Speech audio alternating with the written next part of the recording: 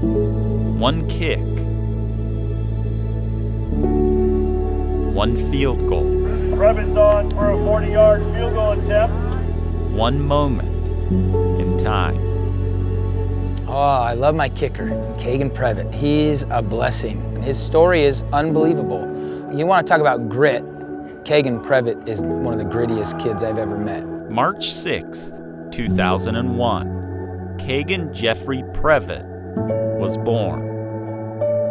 17 years ago was a difficult time in our life. We had no idea we were going to have a special child. It was very difficult. We didn't know for the first 5 weeks of his life if he was even going to live. Born with Treacher-Collins syndrome, a rare genetic condition that affects the development of bones and tissue in the face. Kagan's condition came as a surprise to both his parents and doctors alike.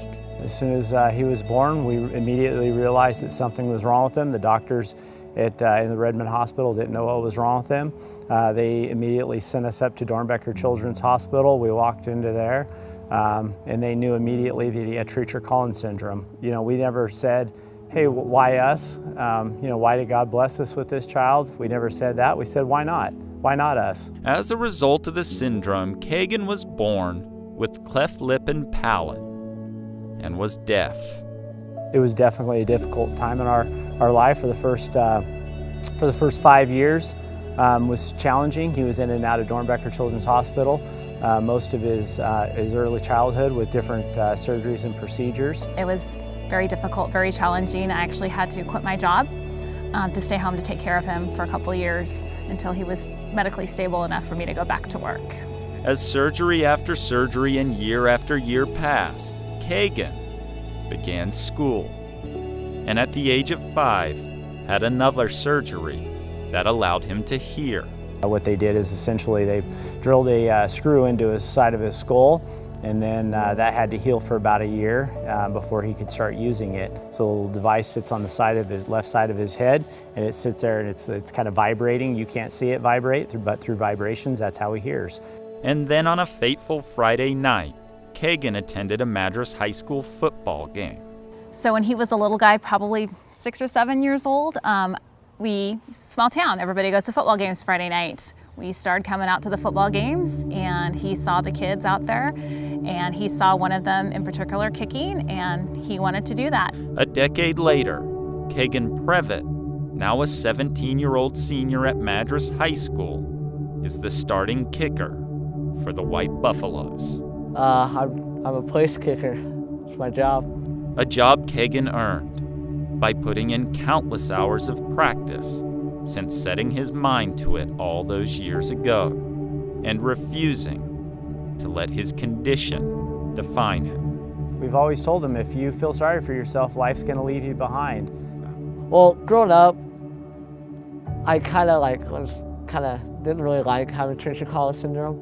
But after a while, my parents taught me, hey, don't feel sorry for yourself. Just go out, do what you do, and you're just like any other kid. So I was like, no, they're right. And so I just go out and have fun with my friends. I don't let my hearing aid or my syndrome determine what I can and can't do. What Kagan can do is kick, and kick well. Get it. That's good. That's good. I have 32 points this season, 4 for 4 in field goals. He's completely changed the way that we call our offense when we get onto our side of the field. We know that if we get to the 32-yard line, we've got 3 points. Clint is usually videotaping watching, and I'm usually, I want to watch, but I don't want to watch. It makes me nervous. I think I'm more nervous than Kagan is. Game days are pretty stressful for me. My stomach's usually pretty knotted up because I want to see my son be successful. And so I'm 100% certain I'm more nervous than he is. At practice, surrounded by his teammates, Kagan is just one of the guys. They're very supportive. They always hype me up, especially at practice. They'll be standing in front of me, yelling, screaming.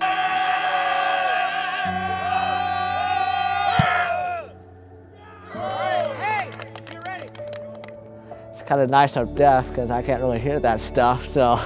Oh, they love him. They've always loved him.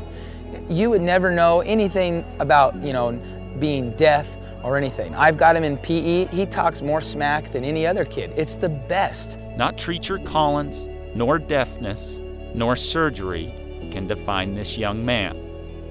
He's a son, brother, friend, and football player first. And his positive attitude and spirit are what truly define this 17-year-old. He's always smiling, he's always positive. He's a funny, likable kid who just wants to be part of the team. October 26th, 2018. Another moment in time. Senior night on the campus of Madras High School. The White Buffaloes needing a victory to make the playoffs for the first time in 6 years. Previtt's on for a 40-yard field goal attempt.